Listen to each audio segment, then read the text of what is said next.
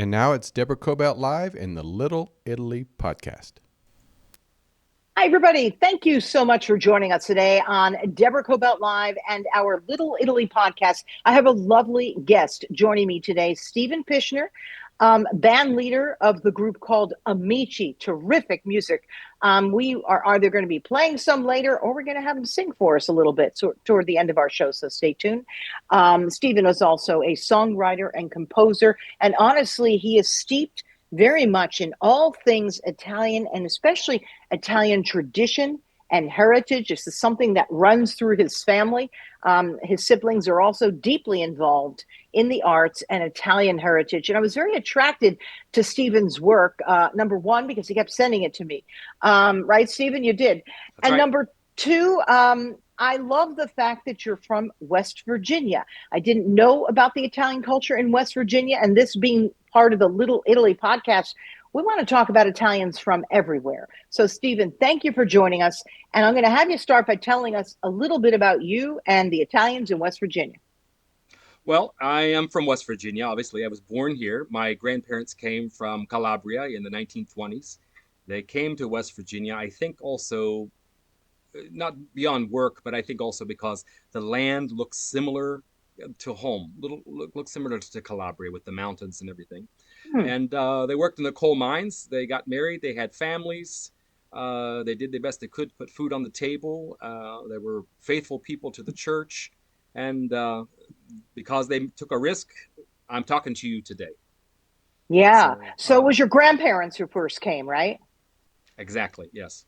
Because many of the Italians who came here, right? We know about the ones who went to New Jersey and New York and the Northeast. And many, of course, came out here to California. But we don't often hear about those Italians who worked hard in the coal mines. What was life like in West Virginia during that time when the immigrants came?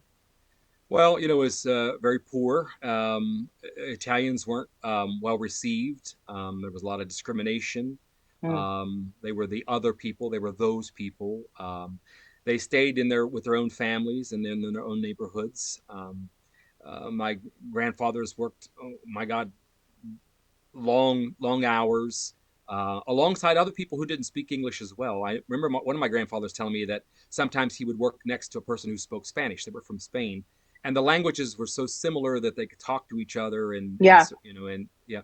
But and we also had a terrible mine explosion in the early 1900s in a place called Oh. Monongah that was not too far from where I it's not too far from where I live, and it took over somewhere between 300 and 500 lives.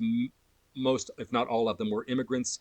Majority of them were Italians. And later that story was discovered, and people from those regions came to Monongah to erect monuments and have a memorial about this. But it was terrible. It was a terrible time. They had so many bodies they had to have wooden caskets up the streets and for people to come and identify. So Italians did not work in the best of conditions. They did not live in the best of conditions, but they stayed and they worked and they became good elements of society and contributed, and they got their kids to go to school as best they could, and here I am, a few generations later. My grandparents were the first. My parents were the first Italian Americans, and then I'm the next generation from that. So growing up was all things Italian. Was that in your household? Everything from the Oh food yeah, to the music to the arts. Talk to me about that because, yeah. you are who you are today based on, what you were exposed to as a kid. Exactly. And the other thing is, we didn't know that we were being like, we didn't know that we were different. We didn't know that it would be the things that we would talk about today. I mean, today we look backwards and we go, oh, we did this because this was just normal. Your Yeah. cousins lived next door to you. Your grandmother lived next door to you. The other one lived not too far away. Sunday was a big day for pasta, and we had foods that we made, and my grandparents always made certain kinds of things at certain kinds of times of the year. Seven fishes at Christmas. We just thought this was what it was. We didn't really know. I mean, like that. That was not maybe normal, I guess, to others, but when friends would come and visit, or they'd be like, "You all eat this much," or "Why are all these people here on Christmas Eve?" or those kinds of things. And we listened to music. I thought for years my grandfather was listening actually from radio from Italy, but it was a radio show from about 20 minutes away. But the guy on there had all these Italian records, real records Oh, that they spun, and it was called the Italian Hour with Nick Fantasia from Fairmont, West Virginia, and we would listen every Sunday. My grandfather, it was called the Italian Hour, but it was on like for 3 hours, and you could even hear the crackles in the old albums, as the needle went around, on the record and everything. But we would listen, and I had learned and listened to all those songs, and to me those were just familiar melodies, and it was just common stuff that I grew up with. But do you it's where still I am have now. family all nearby? Yes, I do, and family also in Italy too, and I maintain contacts as best I can with the ones in Italy too. Oh, that's wonderful. Where are they, and how often have you gone, to see them and meet them and all that? I've been there 7 times, and also on my mother's side, they came from a city called San Giovanni in Fiore. It's in Cosenza, around the ankle of the boot, you could say, and it's home to a catacomb with the man whose name is Gioacchino da Fiore, who is mentioned in Dante's Divine Comedy. That tells you how steeped in history the place is. And then on my dad's side, they came from a city called Cavologna. It's in the Reggio di Calabria province, and it's about 3 hours away. And I've been to both places, and they're towns that are like not on the way to a lot of places. They're a little bit out of the way, and I enjoy being there, and I have to retune my ears for the language because many times I run into people who speak the dialects of those different cities, and it's a little harder for me sometimes because I just speak the just like national Italian. That's what I learned, but I can pick up because my grandparents said those words and said those kinds of things. Yeah, That's incredible. So, talk to me about you and your music talent as a kid. I mean, I mentioned earlier in my intro, your entire family is artistic, right? Your sister, who I correct. had on, she's incredible when it comes to traditional Yeah, Italian dance, right? Like, I right. remember she was talking to me about the tarantella. Everybody knows the Mm, tarantella, but it's yeah, not just the tarantella. There's different types of tarantella, and it's not just the one that we all, hear about and run, and dance to at a wedding, right? There's correct. many different versions. So she's very, very knowledgeable in dance, and you've become that way in terms of our heritage and our music. Talk to me about your group Amici. When did you start that, and where do you play? What's impressive is, for a guy out of West Virginia, you've also played in the Columbus Day Parade. Not an easy gig to get in New No, York City, yeah, right? So yeah, that's a big one. correct. So talk to me That's about correct. Amici and how that all happened. Well, one year during the Italian festival that began in 1979 here in Clarksburg, in the north central part of West Virginia. About a few years into it, in 1984, I thought, there are a few of us here that we could form a band, and we did. But I had been playing for the festival since it opened. As I started when I was 12 years old playing, and I played every year. In some capacity. I did some kind of music, whether it was playing the organ, the piano, playing for dinners, playing for outdoor cafes, and that kind of thing. I played. So in '84, we formed a band, and it kind of took off, and we started to do other kinds of music, especially in addition to Italian music, and we kind of got a name for ourselves. And every year we start playing at the festival more and more and more. And after 7 years in, we finally got to the stage, the main stage, and we played there, and that was good. But it seems like there was always something more I could do with it. I needed to learn more Italian. I worked really, really hard on teaching myself Italian, being in conversations where I could master the language. In those days, we didn't have internet to go look up the lyrics. Right. 99% of the time, the records that you had, you looked on the back, there were no lyrics at all. So you'd listen to them, you'd stop it, you'd write it down phonetically, you'd figure out what does this mean, or cassette tapes or 8 tracks and all those kind of things of those days. So anything I get my hands on, I would just go find those records, and I would just write everything I could, and I would try to mimic the sound and the accent as best I could. And then later on, I got the hang of it, and it got even more believable, at least in my mind. And so then we got to fast forward to 2024. I was talking to a performer friend of mine, Anthony Nunziata, who's from New York, and I said, Anthony, I think we could do this job in New York. He said, "What do you mean?" I said, the red carpet stage. I said, or at least play one song, because that's all you have to really do when you're a performer for that thing. You play one song." And he goes, "Well, here, try calling this person and this person." So some numbers worked, some didn't work, some were dead emails, some were this or that. Finally, somebody called me back, and they said, "Get me a video," and I got the video to them immediately online, and they said, "We'd like to see you on the red carpet stage." And bam, there we had it. We Wow. were the we were the first West Virginians ever on that stage to begin with. And that was good for West Virginia. And the people here just rallied around it. People in the city, and people were giving funding to help pay for the cost and things like that, to travel and everything. And it was great. And we went the next year, and unfortunately there was a bad storm, so it was canceled. This Ah, year we're talking. This year we're talking. Maybe we might be actually, considered to be actually in the parade coming down the street, because they're reformatting how they're doing things, which is great because I think they keep it fresh. But it was wonderful to be there because there were 35,000 people in the parade alone. There are a million spectators down Fifth Avenue, and close to a million on television and online. And it was being simulcast in another part of Pennsylvania too. So I'm thinking, like, here we are. We're generations from the people who took the risk to get off the boat, so that we have the songs and the traditions to celebrate and sing. And here I am now, back in the same city where my grandparents, landed, and I've got guys with me who are my friends, and we're singing Italian music, what we do that we think is common here at home, but now it's on stage in the biggest deal for Italian celebration in the entire world. absolutely magnificent. What are some of your favorite songs to play in terms of the Italian genre? Well, I tell you what I did that day. They said you have to do one song, and I had to choose one. I'm going, which song do I choose? Come on. Mm. So I thought, there's so many Italian songs, and there's so many people that know so many Italian songs and love Italian music in different ways. But I thought, the songs from Naples, Italy, the songs from Napoli are probably the most world famous, when you think about it. And beyond that being world famous, they're also not in Italian, they're in Napolitano. So I thought the biggest one that I knew that, brought the house down when they did the Three Tenors concert was O Sole Mio. So I did this huge rendition of O Sole Mio, and we brought the house down right there on television, and the crowd went crazy, and people were just great about it. And I did that piece because I thought it expresses the most passion I can I can muster up, especially with the high note when you're at the very end, and people were just loving it. Oh my gosh, my family is Napolitan, right? So, when I would tell people that, they're like, what do you mean? Aren't you Italian?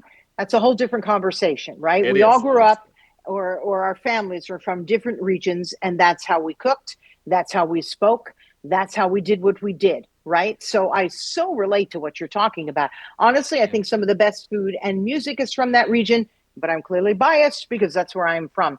Now I'm going to ask you, do you have like, not me 30 seconds maybe? Can you belt it out for me a little bit of how you did that at the Columbus Day Parade and brought the house down so you could bring the house down for my audience? All right, so I'll give you just the end part here. So it's Mana tu sole, più bello è. O sole mio, sta in fronte a te. O sole mio, sta in fronte a te. Sta in fronte a te. Okay. My parents, God rest their soul, are dancing right now. That was beautiful. That was incredible. I didn't expect that to come out of you. I have to be honest, and I'd listened to your music, but to hear you sing to me live was just magnificent, Stephen. Thank you for that Well, gift. Thank you so thank you. much. That was The beautiful. the actual performance of that time you can find on our website. And I was with Yeah. a girl. I was interviewed by a girl named Giada Valenti, who's a singer from Italy. And so I told her. She said, "What are you going to sing?" I said, "I said un classico, a very classic piece." And if you can look on our website, amiciwv.com, and it's on there, the actual performance that they caught on ABC television. Yeah. It's absolutely beautiful. Do you have favorites that you love to sing? Clearly that one. But are there any that always Yeah. absolutely make your repertoire? Well, I like this piece. Another Neapolitan piece. It's called Dici Tancella Voglie. Just tell her I love her. But it's Hmm. just so lyrical, and it's what we call in music rubato at the beginning. In other words, you rob the time. It's not really measured out, and it's like Dici Tancello che sta compagna vostra, caggio perduto che suona fantasia.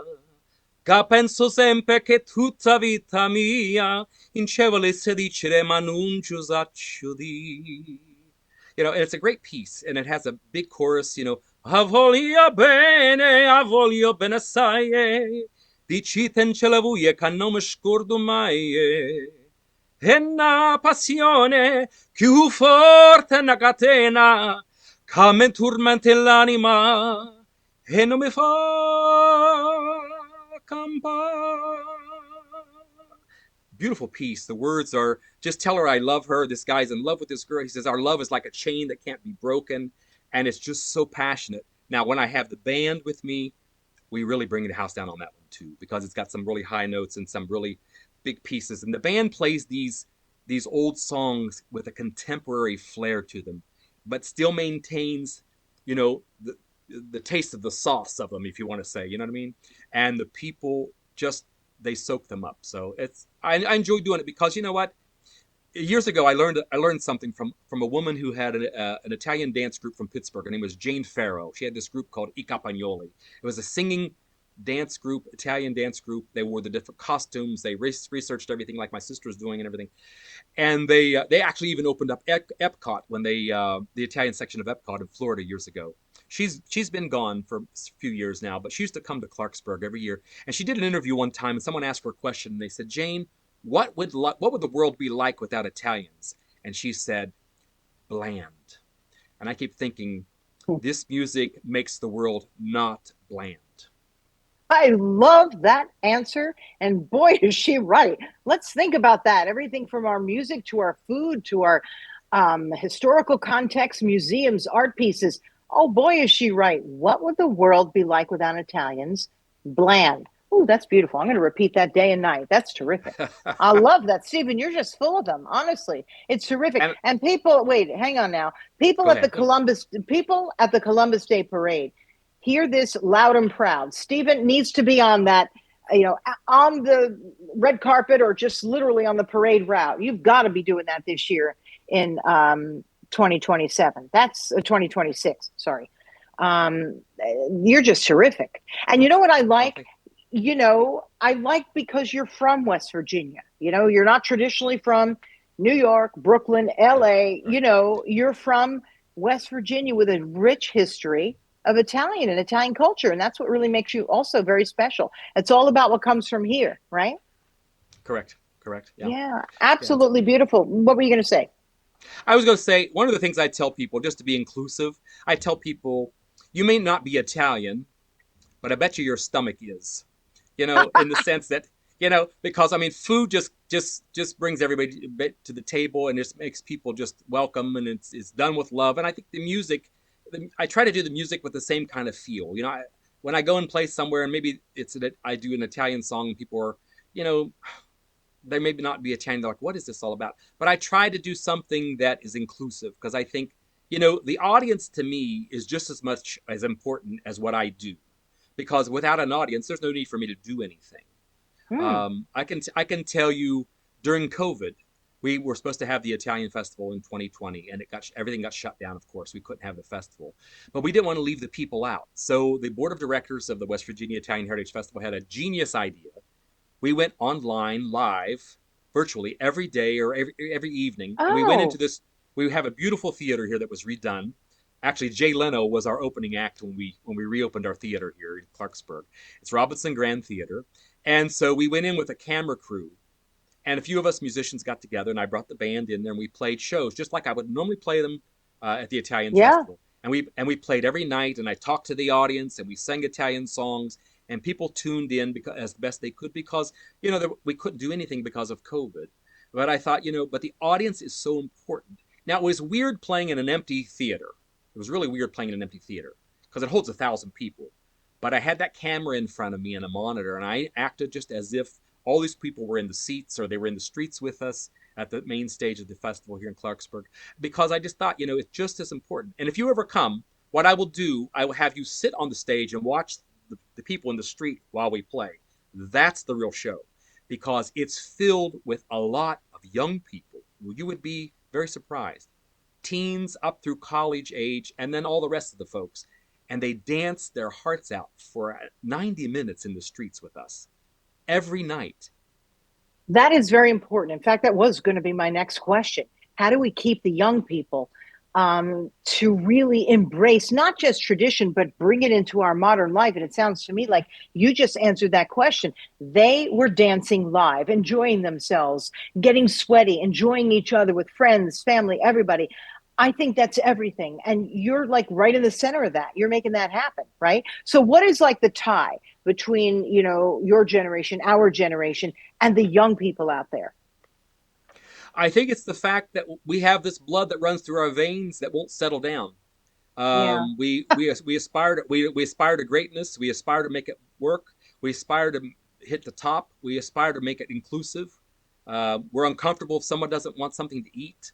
We talk about food and music, but those things empower us to do the other things. And I think just having a good self-image in the sense that we're not puffing ourselves up, but we are lifting up those people who took the risk and the sacrifice to come here, because that's why you and I are talking today. If they didn't, you wouldn't Yeah. have a podcast. I wouldn't have a band or a place to play and things like that. But I think we have to sing the songs. We have to tell the stories. We have to have the reunions. We have to learn the dances. We have to read the books. We have to have the movies. We have to have good dialogue to say, what is it? Who are we now? How do we adapt? And how do we become useful and relevant in a world that might otherwise discard us or look over us or gloss over us? I think we have to do all those things and be confident and aware of all the possibilities. Where can we do something, not to say, hey, I did this because I'm Italian, but do it because it's the right thing. And then they learn our story. I've noticed, everyone's noticed, there's a resurgence also with young people going to church. People just weren't going. And young people need connection. We need connection. And I think, it's a coming back moment in our society. People are starting to go to church, if at the very least for connection alone, to talk, to have some coffee after service, to dance, to sing. Are you seeing that? Because I know you I also do a am. lot of I know Yeah. you also do a Yeah. lot of work in your church. Tell me, are you seeing I that? do. I do. I do see it. And I tell you two things I think we have to be relevant, Yeah. and we have to be truthful.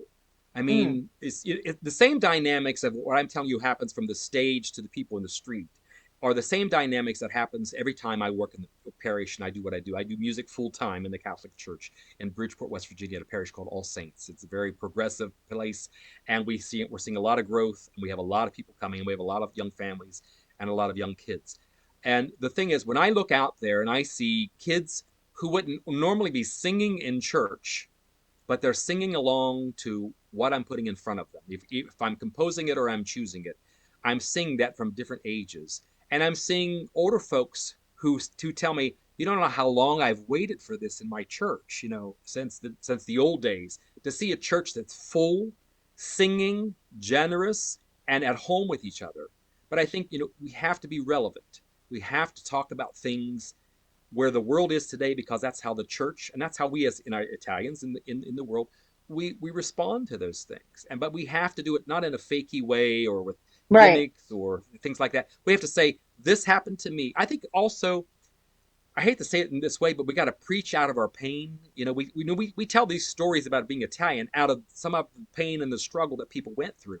Even in the churches, we have to preach and talk from our scars and say, this is real, this hurt, but there's more hope, and there are more things that are coming from this. We'll rise from this and do better. And I think when churches or festivals or Italian communities or families or just one-on-one with people, the more you're relevant and be good listeners and just be truthful, true to yourself, but not fakey, but real truth. I think those are the things that people really are drawn to. Do you have a bucket list who you'd love to perform for? I can only imagine. Tell me about it. Well, yeah, I would love to perform somewhere in a big city where there were a lot of Italians there and we were all at home with ourselves, not being critical of one another, but saying we're here to have a great time. It could be in Los Angeles, it could be in New York, but I'd like to be in a packed house where people just get it and they're there to enjoy every moment, put away the worries, put away the fights, put away the everything that's negative, and just be positive for 90 minutes with AMICI. That's my goal. I was thinking you were saying the Pope. Well, I would. I'm almost there. You know why? A friend of mine went to Rome, and we sent some things to the Pope because she was going to meet him, and we sent a statue, we sent a Mm. letter from our pastor, and one of my CDs of the liturgical music that I write. Oh, I would love to perform for the Pope. So he does have my CD. So that's almost bucket listed, but not live yet. But I maybe can one only day, who knows? imagine. I can only imagine Amici is playing throughout the hallways in the Vatican. Wouldn't that be marvelous? We Right? could, and I've got plenty of music that could do that gig too. And I did play one time in Rome years ago. I Oh. played in I played at the Sheraton Inn in Rome, and there was a guy playing a piano. My uncle was with me, and Oh. he went over there and says, "Hey, can my nephew play?" He says, "Sure." So I played in the bar, and I sang one time. You'll love this. I sang one time. My cousins decided we were all going to go in Napoli to the house where the first margarita pizza was ever made. The family who Oh. made that. So we went to the house, and it was a restaurant. And I was there, and my cousins told him, "We're bringing our cugino dell'America, che canta, our cousin who sings from America." So I was sitting at the table, and this guy was playing guitar, and he comes in and he told me in Italian. He says, "Your relatives say that you're a singer. We want you to sing something." So I sang "O Sole Mio" there at the restaurant, and the people went crazy, and like, this is one of our own, but he lives in America, and that kind of thing, and it was fun. But I think one of the things, music, it really really unites us, and I'll be entertaining with the band pretty soon, because there's a huge marching band coming to a city not far from us for a strawberry festival in Buchanan, West Virginia, and they invited us to be the Oh. band to play on the street that night. So I'm probably going to have a crowd of Romans who are going to be listening to us play, and I think we're kind of going to be the bridge ambassadors of music for that night at the festival. But we do a lot of Italian festivals. I do what I can. I keep working. I got a lot to learn. I'm in the studio, so I'm recording. I'm reading. I'm every day. I'm speaking Italian or reading or trying to figure out what it is I don't know that I need to learn. I love your passion for what you do, and I love your passion for who we are as Italians. You make us look good, and what do I mean by that? You keep our heritage alive and going, and you're bringing that into the future. That's what's most important. Young people have to realize that the Italian culture is way more than just American meatballs, right? I mean, we are so rich, and we're so fun. And I love the fact that you bring that to the table. I mean, you send me stuff all the time, and I do look at it and I think, man, this guy's incredible, which is why I really wanted to have you on. Your passion for all things Italian is really infectious. And I really thank you, Stephen. I thank you so much for joining us. I really hope we get to see you in the Columbus Day Parade this year and even next year, and then some, Who knows? Who knows? because you're so talented and you deserve, I'd like to say a seat at the table, but you deserve to be sort of walking that path with everyone else there. Thank you so much for joining us. Any parting words or any parting song that you want to say to us or sing to us before we let you go? Well, I think that one of the finest things to do is to be able to talk about stories that you've lived in and share them with people, because I think that's you share some of you, and I Yeah. think maybe just for a little bit of a end of a song. I don't know how much we had, 30 seconds or something like that. I think one of the most beloved songs that I sing, that people like to hear and I get requested for, is the song "Mama," and I'll just sing you just a few lines of it. Mm. Uh, Mamma, solo per te la mia canzone vola. Mamma, sarai con me, tu non sarai più sola. Quanto ti voglio bene, queste parole d'amore che ti sospira il mio cuore. Forse non si usano più, mamma, ma la canzone mia più bella sei tu la vita, e per la vita non ti lascio mai più.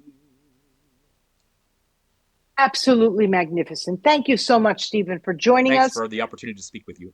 Absolutely, for sharing with us. And I know you've got a lot of stories to tell, so we'll have you back too. I Yeah, would really sure. enjoy that. I'd love to have you Yeah, back. I just sort of wanted to introduce my audience to you and sort of the joy that you brought me with your music. So thank you. thank you Thank you very much. so much for your enthusiasm, for all of it, and for your talent. And everybody, you can find my interview with Stephen Pishner on Deborah Cobalt Live and the Little Italy podcast, mostly on YouTube. We will replay it also on Facebook, and then we have promos that we'll sprinkle all throughout our social media, So will primarily I. on. Yeah, so that'll be great. So once we get Good. those going, you could see them on our Instagram and anywhere else. And please tell your friends about our show today with I Stephen will. Pishner. Yeah, it's really great. So I sharing will with our tell everybody. audience. Yeah, yeah, we appreciate it. And everybody, we will see you next time. As always, if you have an idea for our show, let us know. Just reach out and DM us over on Instagram in particular, the way Stephen has. I have to tell you, you've really nailed that one, and I said, my gosh, this guy is so passionate, and boy, you've really got the goods just to back that up. So thank you so much. I appreciate Thank it. you. And everybody, please spread the word about our show, and we will see you next time. Bye bye.